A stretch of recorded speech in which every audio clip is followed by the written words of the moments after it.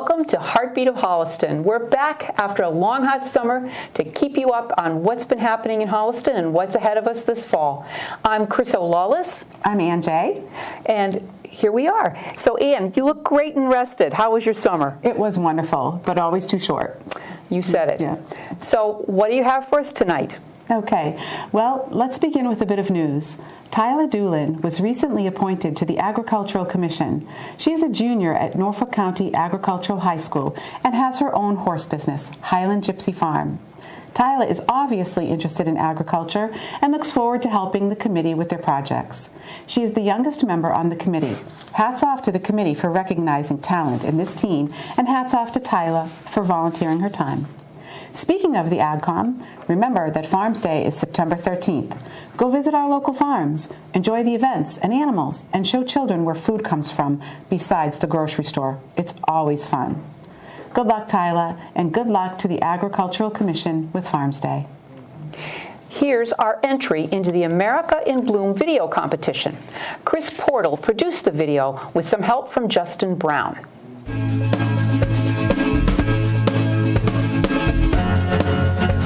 Holliston, Massachusetts, located 26 miles west of the greater Boston area, is a bedroom community of 15,000 residents and a proud participant of America in Bloom.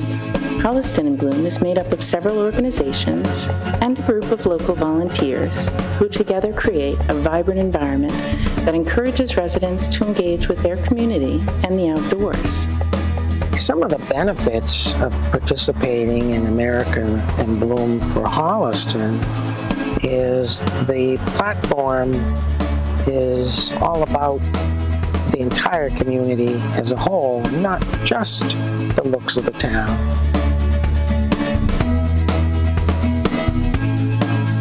Glass Square is for the community, maintained primarily as a trail, but it is in the center of town.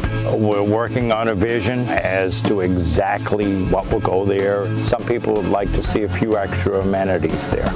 The Town Hall Beautification Project started because of our judges' feedback from 2013.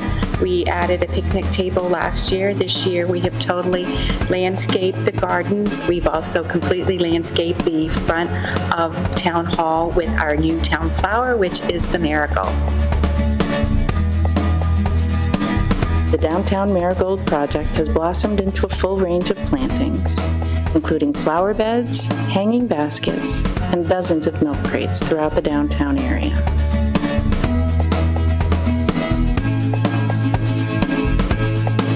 When you make a downtown area more inviting, instead of people just driving through, all of a sudden they feel as though they want to stop now and shop.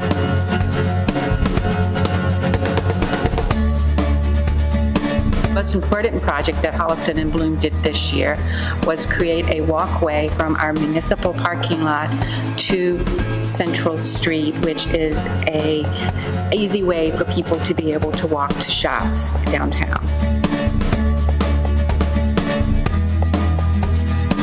Everybody who is a part of American in Bloom is a winner. You have expert teachers who are your judges who come here and teach you. It is an excellent way to improve your community. As Katie Moss Warner of America in Bloom has always said, you're not really competing against other communities, you're competing against yourself. Holliston in Bloom, we've only just begun.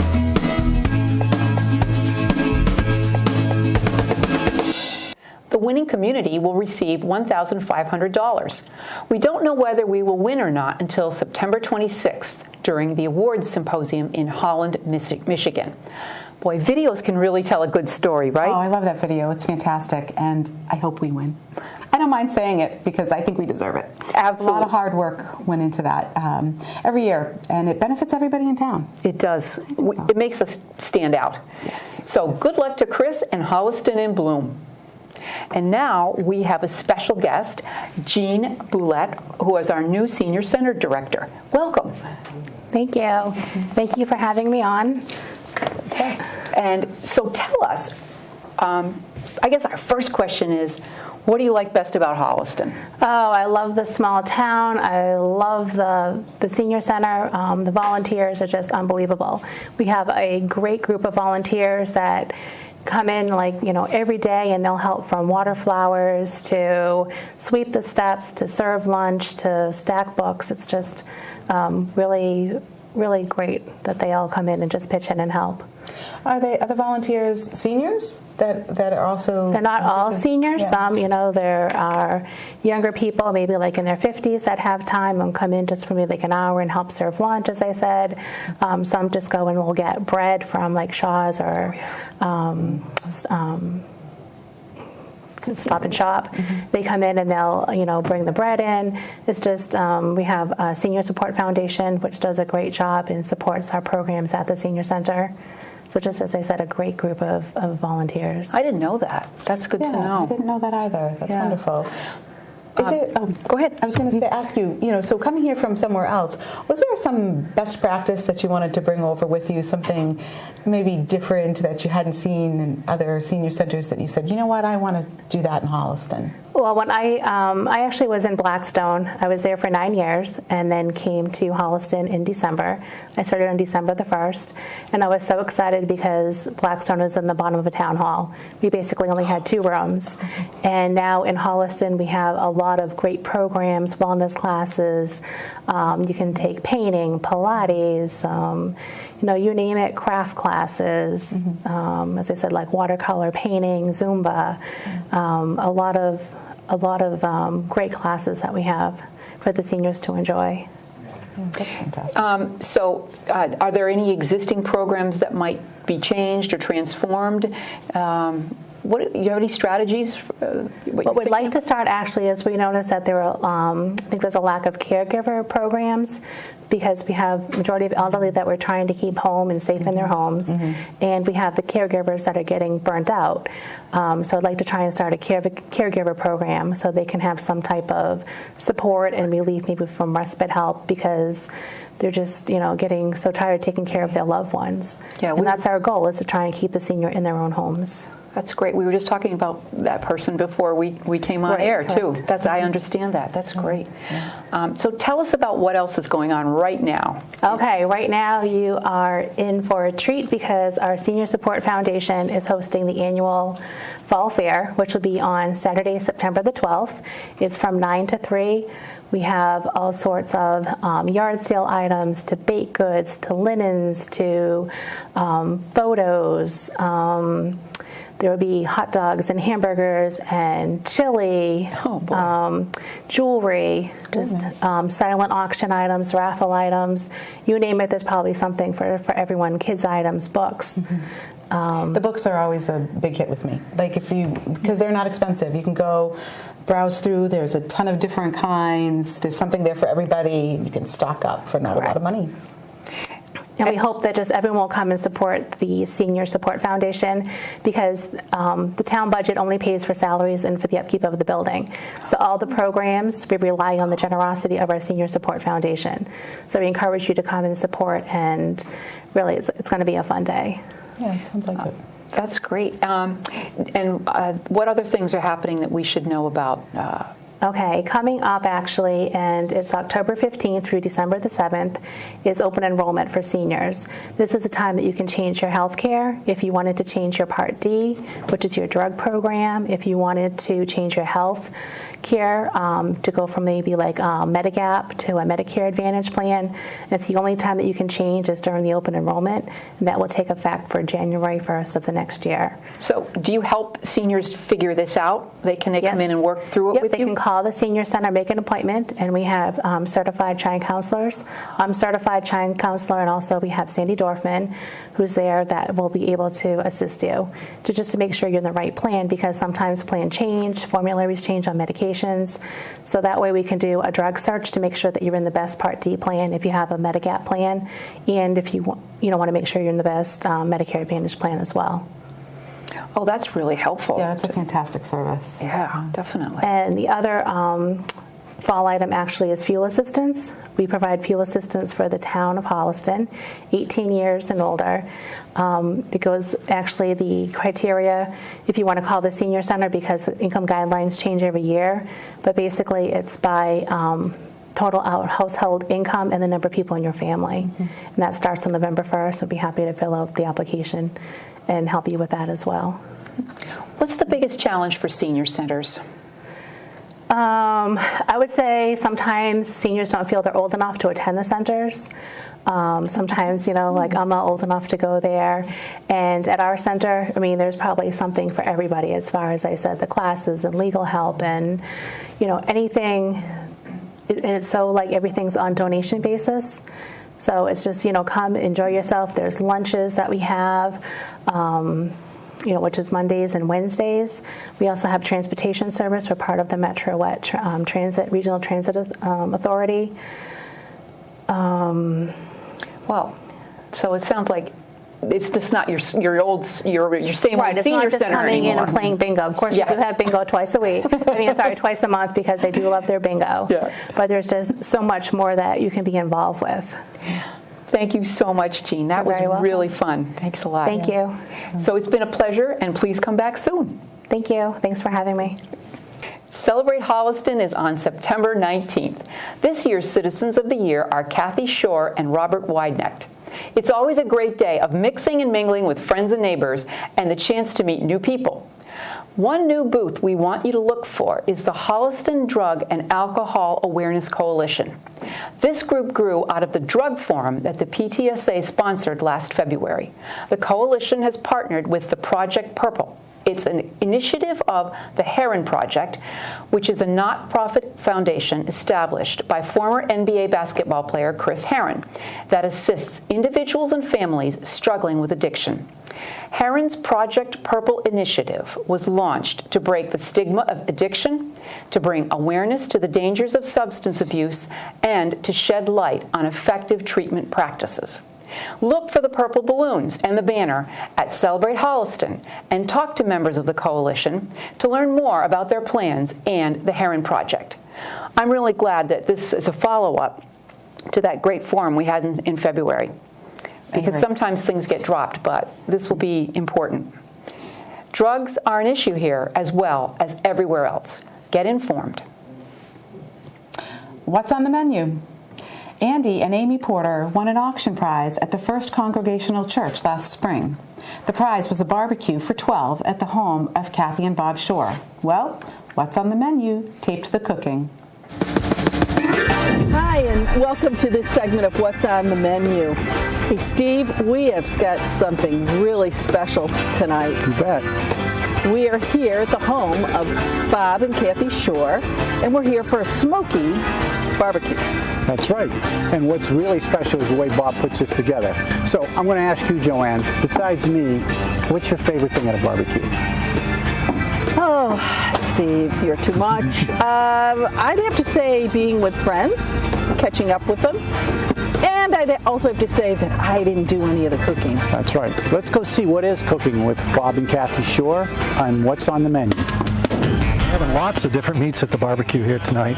We're going to have pulled pork. We're going to have brisket, Texas brisket. So I cook from different ranges of the country. Okay. So the pulled pork is going to be South Carolina style, mustard sauce and honey. And then the brisket is Texas. Got to have Texas brisket. Okay, all right. And then we had some sausages that just came off the grill here. These are smoked sausages, little Italian sausages right here. Oh, yeah. Beautiful. So actually, these are the ones you would put in your spaghetti sauce, but I put them on my smoker. Okay. And I just smoke them. What we have here is little chicken wings. Carved up the chicken wings, put them into different pieces. Instead of deep frying them, which I normally used to do until I started smoking, now we put them right on the grill. After this is I have a sauce that's going to go on this. And actually, today's sauce is quite interesting. Kathy suggested it to us. Okay. It's going to be a barbecue, bourbon, hot sauce, regular buffalo sauce, all combined. Nice. Really going to be interesting. I tasted it earlier after we made it together. Nice. Now you put that on the sauce. What? Just 5 minutes before you serve, before they're ready? Yeah. You cook the wings completely, and then you're just going to toss them. So the sauce goes on top of it. But this way they'll be nice and crisp, They got a good smoke on it, and they actually come out just as crisp as if you deep fried them. Okay. Yeah. So tell me a little bit about this egg here. So this is, the product name is a Big Green Egg. Okay. And actually, all my grills have come from Energy Saver up the street. The Big Green Egg is a ceramic grill. So as opposed to this one you have here. Exactly, exactly. Right. The Cajun grill here is all steel. So this one has a nice 16 gauge steel, maintains its temp over the summer, over the winter. Smoker box on the side draws it in. So that one's going horizontal. This one's drawing the air vertical. I see. And what the Big Green Egg will help me do is maintain temp. So I put 1 chimney worth of char wood in there. I only cook with wood. And it just stays. And all I have to do is adjust the vents to adjust the temperature. Why char wood versus charcoal? Don't like the chemicals. The chemicals in the charcoal? Yeah, yeah. Okay. Yeah. I think most of us use gas grills now, but you can't, obviously, it can't get the flavor. Well, we have a gas grill. You do? Yeah, we pull that up on the porch in the wintertime, shovel it out, and that way we can cook burgers and fish all through the winter. Right. Yep, but other than that, we have 3 different methods of cooking. I can do direct, which is what we're doing here, direct right over the coals. We can do indirect, which is when you put the coals off to the side. Okay. So that it's a lower temperature. And what would you do that for, like fish? Yeah, yeah. Something kind of light and Something delicate? you don't want the heat to be Directly searing it. under. Exactly. All right. Or you want a little longer cook on it. Well, let's check it out. Let's see how this is. Oh, yeah. Oh, yes.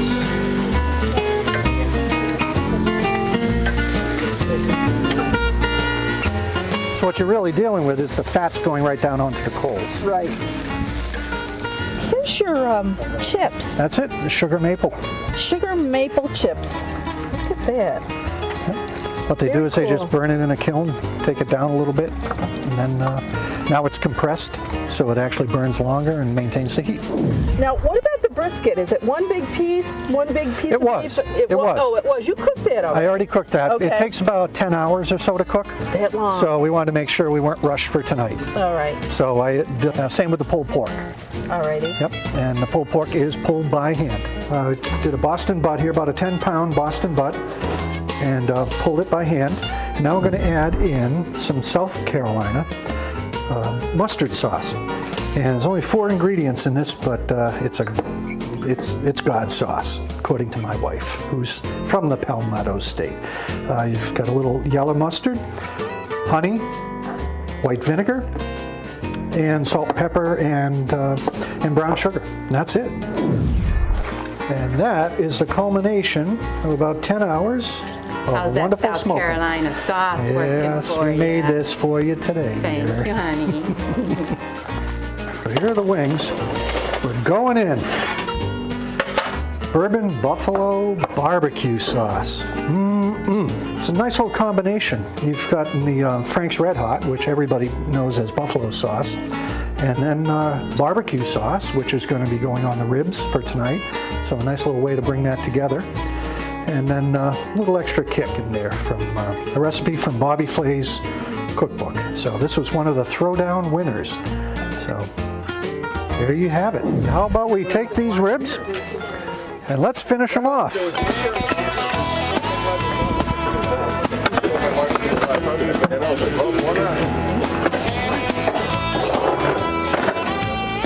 Little mop. Add a little sauce to these. Now we're just going to close this down. Let a little love happen in there. A couple minutes, we'll be back in action. So now, let's take these ribs off.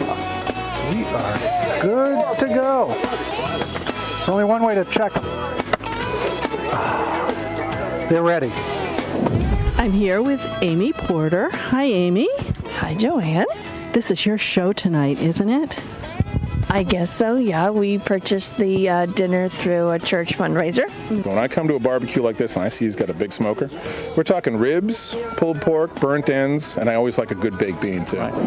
We've been doing this now for probably close to 10 years. What made you want to do this? How'd you get started? Oh, it gives me something else to do besides the day job. Okay. And Kathy and I like to cook together, so we do all different kinds of cuisines. and I just happened to start doing one that takes me outside versus inside all the time. Beautiful. Yeah. We're here at Energy Saver here in Holliston, where Bob Shore purchased his Big Green Egg, and we'll be talking to co-owner Bob Christensen about some of the other smoker products which he sells to customers here in town. Bob, if you can tell us a little bit about the egg. Sure. This is the Big Green Egg. This is actually the extra large size that I have my hand on now. They come in large and extra large, and also in a mini size that you can use for camping or tailgating. The feature of the egg is the thickness of the ceramic on the outside, which retains the heat. And the dome above the cooking surface retains the moisture. So when you're putting food in and cooking it at a low temperature, you have the ability to retain the moisture and the flavor inside. Now, the big craze, too, these days with Thanksgiving are fried turkeys, and I understand you can fry turkeys very easily in these We can actually grill turkeys in them very nicely, especially actually at low temperature at about 250 degrees on charcoal. And we actually have customers tell us that they frequently buy 2 turkeys because when they take the turkey off the egg and serve it, there isn't anything left over for the next week, and they'd like to have the leftovers. So, besides the egg, you have some other brands here that features smoking techniques for barbecues, correct? Yes, we have the Sapphire, which is a slightly differently manufactured grill, has a stainless steel stand, and some different shelving than you have on the egg. It also has a unique feature of being able to add charcoal chips in there to give different flavors while you're cooking, which is kind of neat. And we carry also the Weber Smoky Mountains in 3 sizes, which is a metal vertical smoker. How long have the egg and some of these other, and the Sapphire, and those kinds of brands been around? The Big Green Egg goes back to World War II when some of the servicemen came back from the Far East and brought back with them the Kamado cookers.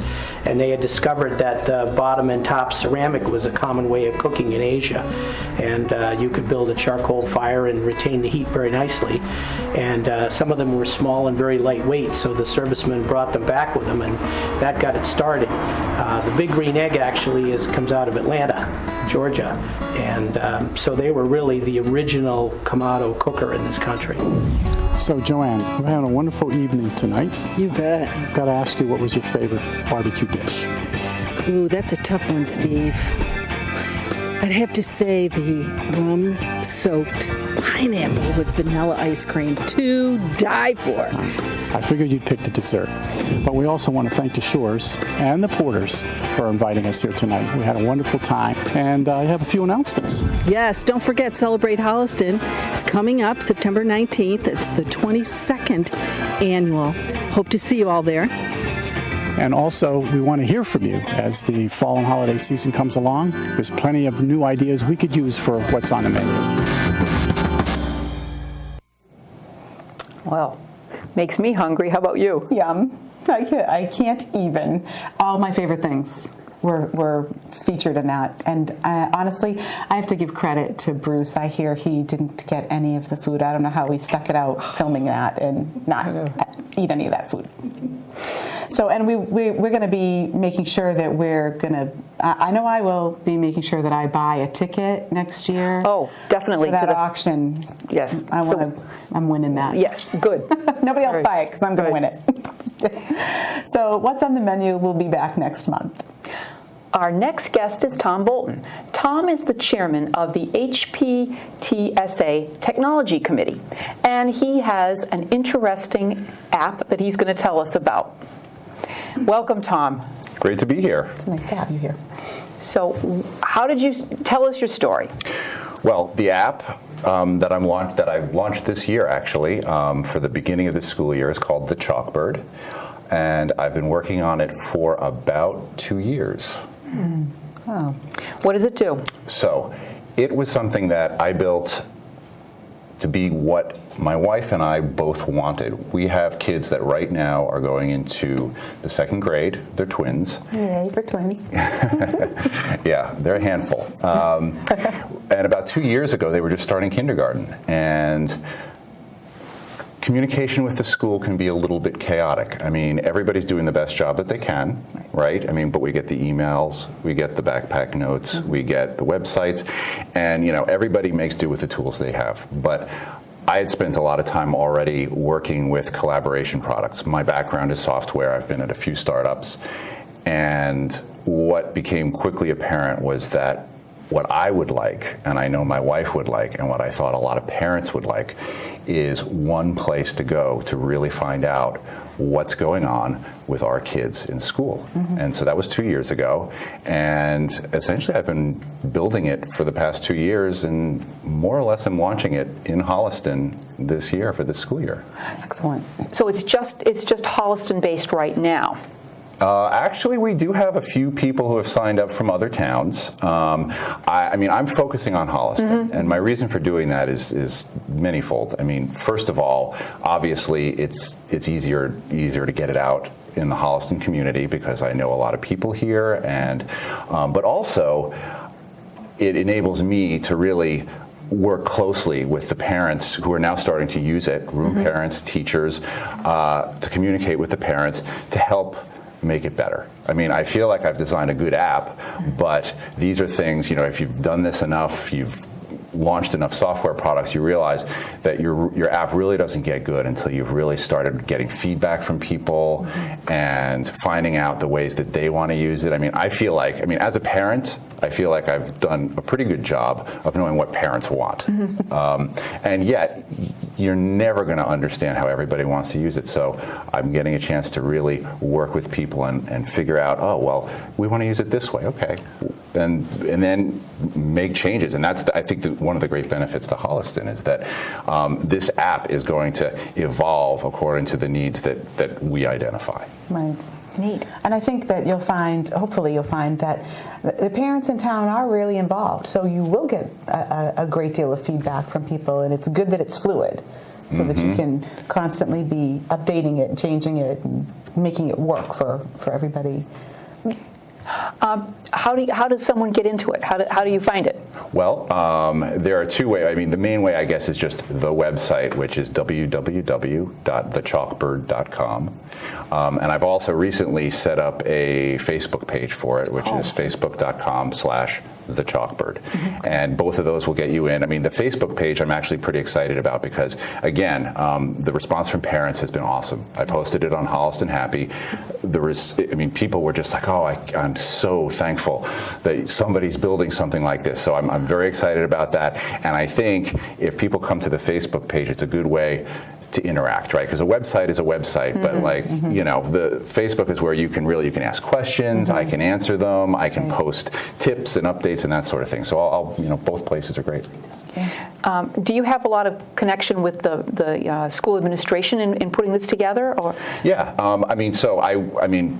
early on, I worked with a couple of kindergarten teachers, one of whom was one of my son's kindergarten teachers, to start to get input on how teachers would want to use this, because this is something that is meant to be used not only by room parents and not only by parents, but actually the teachers as well. So a couple of the kindergarten teachers helped me out with some early on sort of feedback on what they're looking for. And, I've met also with Brad Jackson and with Sarah Ahern because, there's a big communication initiative in our schools right now.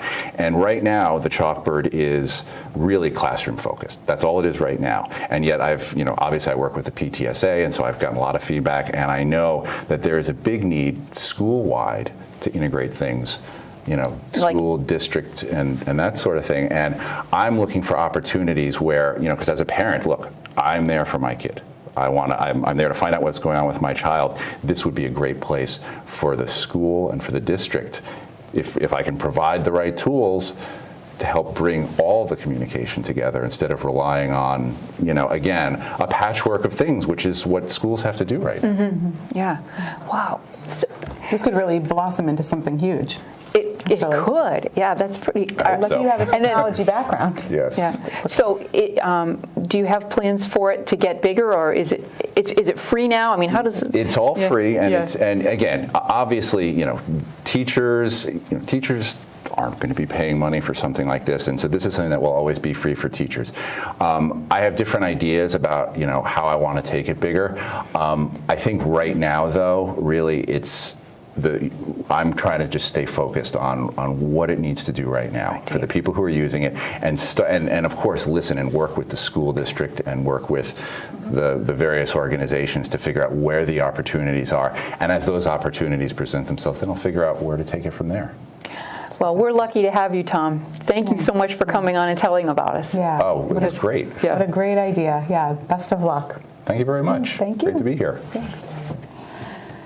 So here's a change of pace, something for the viewers who like to do crafts. Up next is a short video on how to make a bracelet.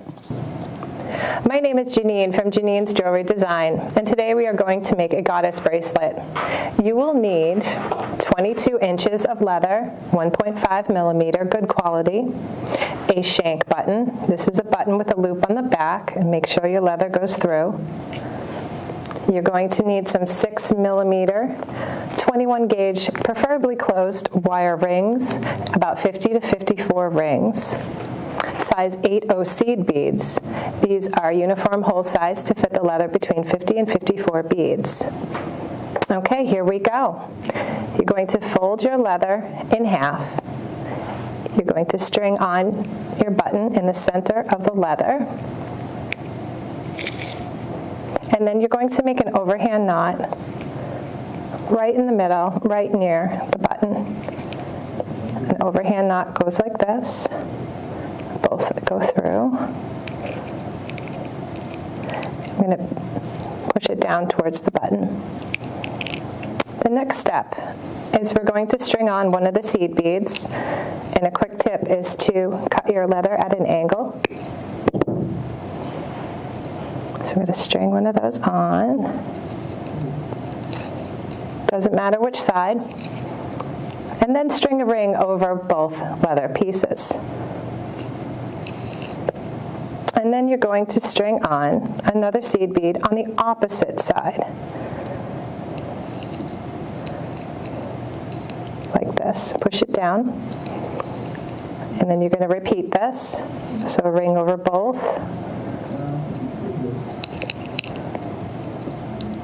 Push it down, and then a seed bead on the opposite side. You're going to repeat to desired length, minus the area for buttons to go through between the two knots.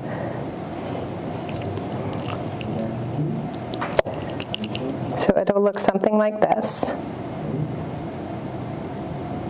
And you're going to push them down so they're nice and tight. And you do an overhand knot right near your last seed bead. And do a second overhand knot, a little larger than the button, the width of the button, to make sure that your button goes through. And then you trim your ends.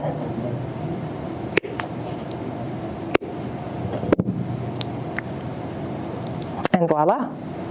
So be sure to visit my studio October 24th and 25th during the Holliston Artists Open Studios at the Mill at 24 Water Street. And please view these instructions and more information at my website at www.janinedesign.com. Thank you. Well, that was beautiful. I love that. Yeah, she does great work. And I look forward to seeing her at the Mills because that's always a great time. It is. Yeah. It's great. Yeah, thanks, Janine. You made it look easy. Well, our next guest is Todd Barber. And Todd is the head of Holliston's very own chapter of Habitat for Humanity. Welcome. Thank you so much for having me. So tell us about what you're doing here in town. Well, Habitat for Humanity is coming to town, so we're going to build 2 homes on Chamberlain Street. The town has graciously donated land that was originally earmarked to be the sewer plant. Oh, yeah. And when that went down in defeat, that land became surplus. Mm-hmm. So as a way to help provide more stock of affordable housing in town, the town is partnering with Habitat to build 2 homes in Holliston under Habitat. That's fantastic. You almost can't beat Habitat for Humanity. What a fantastic organization. Well, the great thing about Habitat for Humanity is the fact that it's not about a handout, it's about a hand up. Exactly. There is work to make sure that the people who get invited into the program to partake in one of these homes, they put in 400 to 500 hours of their own sweat equity. And that can come in the form of either working on the home itself. There's a store that Habitat has. There's one in Natick called the Restore, which is a place where you can buy household goods, and the funds for that go back to Habitat for Humanity. So there's many ways that people can put their sweat equity in. They also have to have a certain level of income to qualify, and then Habitat actually subsidizes the difference in the what they can afford and what the house costs, so that the home can be affordable to that party, and they can still have enough money to live comfortably in town. So the funds that you're going to raise are part of that gap between how much it costs to build, or Habitat puts that in? So we're actually trying to raise the money for the entire build. The budget for 2 homes is on the order of $400,000. So we've kicked off the fundraising efforts. We are both going to people in the community for gifts in kind, which are everything from materials that can be used in the homes to people that are willing to donate their own services and labor towards the build. But we're also trying to raise some cash. And we've put up a crowdfunding site. There's a site called youcaring.com, which is built for nonprofits. So they don't actually charge Habitat a financing fund to run it. They ask for donations from people that are contributing. We just put the site up a couple weeks ago. If you go to youcaring.com and just type Holliston into the search box, you'll find our project. We've raised about $1,200 so far on the crowdfunding site in just a couple weeks with very limited advertisement. Oh, great. Fantastic. Yeah. Now, do these homes have to be energy certified, or can they just be regular homes? Well, I guess they could be regular homes, but the idea around Habitat is they do try and build homes that are LEED certified, which is the highest level of energy efficiency. You want to be able to put a family in there that can afford to pay the upkeep, including those utilities. So one of the things that I don't know for sure has been officially fixed for the Holliston homes is they're trying to cut deals with solar panel companies as well to even make the homes that much more self-sufficient. Okay. That would be fantastic. How did you get involved in this? Well, a friend of mine introduced me to the executive director of our local Habitat for Humanity chapter of Metro West and Greater Worcester, Tim Furman. And I had just always thought if there was a project I wanted to get involved in, it'd be something like Habitat for Humanity. And so in this case, why not Habitat for Humanity? And when I met with Tim, he said, well, we've got a lot of different projects going on, but there's 2 homes we want to build in Holliston.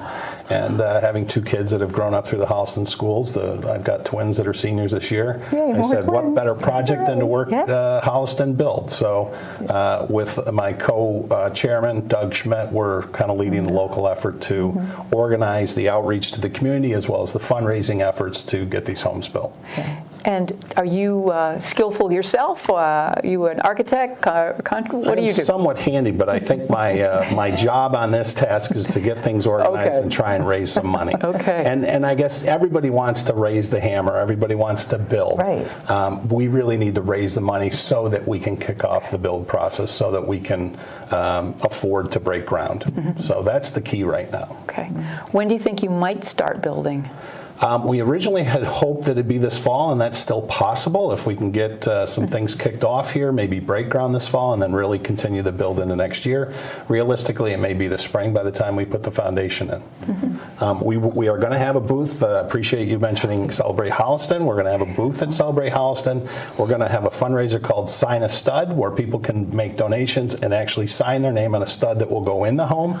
And we're going to do a Build a Playhouse project during the day. That playhouse will be given to a veteran family that gets selected, and they'll be there at the end of the day at Celebrate Holliston to receive a playhouse that we built completely from ground up that morning. Oh, that's exciting. That is exciting. That's a good idea.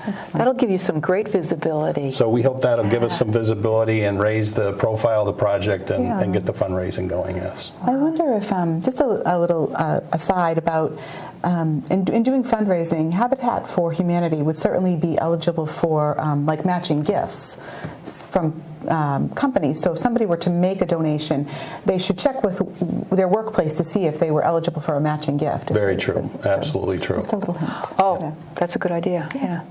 Well, thank you, Todd. Best of luck. Thank you so much. Yeah. Appreciate this opportunity to talk about the project. We're very happy to have you. Thank you. We'll see you soon. Okay. So, school started last week, and things got off to a special start at the high school. Watch this. Look at this. The teachers are actually jamming as the students are coming into school. Now, how different is that from when you were in high school, Ann? Well, I went to a Catholic high school, so none of the nuns were out there playing any instruments. Funny how some of the kids are looking and some are just walking by like, that's just an ordinary day. Well, but I'd be delighted if I saw my teachers. I know my kids would too if they saw their teachers out there playing an instrument. Well, let's just listen to the music for a little bit. What do you think? Okay.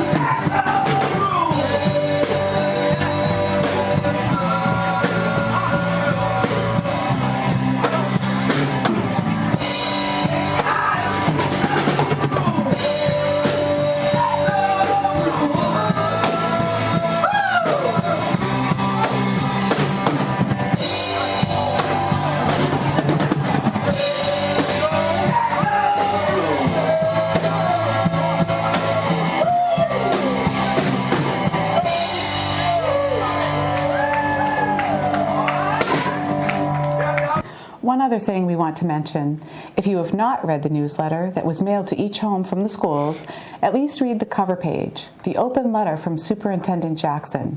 It's about the stress that today's children and teens are living under, and it is important for everyone to be aware of the issue, whether you have students in the school or not.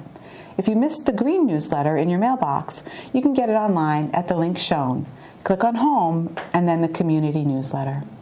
I really was impressed with Brad's bold statements in the cover page on this particular issue.